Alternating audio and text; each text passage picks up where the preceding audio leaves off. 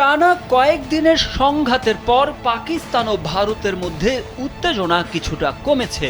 নিয়মিত আলোচনার মাধ্যমে উভয় দেশই শান্তির দিকে এগোনোর চেষ্টাও করছে, তবে উত্তেজনা কমেও যেন কমছে না।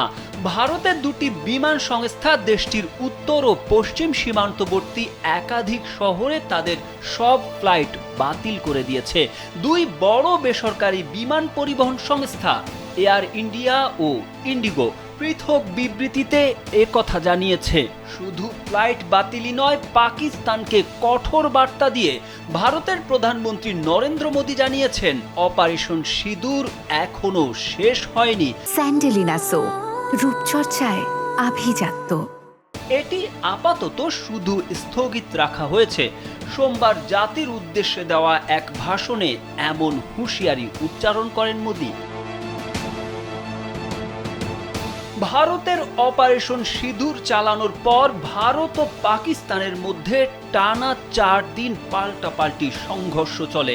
পরে মার্কিন প্রেসিডেন্ট ডোনাল্ড ট্রাম্পের মধ্যস্থতায় শনিবার একটি যুদ্ধবিরতির ঘোষণা আসে। এই যুদ্ধবিরতির দুদিন পরই প্রধানমন্ত্রী মোদী এই ভাষণ দেন, যা ভারতের ভবিষ্যৎ কৌশলের একটি স্পষ্ট ইঙ্গিত বহন করে। অন্যদিকে পাকিস্তানের উপপ্রধানমন্ত্রী ও পররাষ্ট্রমন্ত্রী ইসহাক দার সম্প্রতি সতর্ক করেছেন যে ভারত ও পাকিস্তানের মধ্যে আসন্ন আলোচনায় পানি সমস্যার সমাধান না হলে দুই দেশের মধ্যকার যুদ্ধবিরতি হুমকির মুখে পড়তে পারে। মোদীর হুঁশিয়ারি, পাকিস্তানের পররাষ্ট্রমন্ত্রীর সতর্কতা। অন্যদিকে ভারতের দুটি বিমান সংস্থার দেশটির উত্তর ও পশ্চিম সীমান্তবর্তী একাধিক শহরে তাদের সব ফ্লাইট বাতিল। সব মিলিয়ে অন্য কিছুর ইঙ্গিত পাচ্ছে সামরিক বিশ্লেষকরা।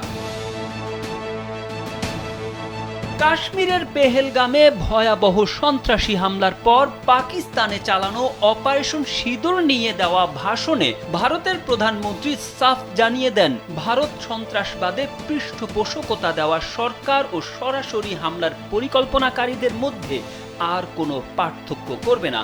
পাকিস্তানের বোঝা উচিত অভিযান শেষ হয়নি। পাকিস্তানের প্রতিশ্রুতি ও কার্যক্রম পর্যবেক্ষণের পরেই এটি কেবলমাত্র স্থগিত করা হয়েছে। তিনি আরো বলেন, যদি পাকিস্তান নিজেদের অবস্থানে অনড় না থাকে এবং বিভ্রান্তিমূলক আচরণ করে, তাহলে ভারত আবারও প্রতিশোধমূলক পদক্ষেপে ফিরে যাবে। তারেক আহমেদ, কালবেলা।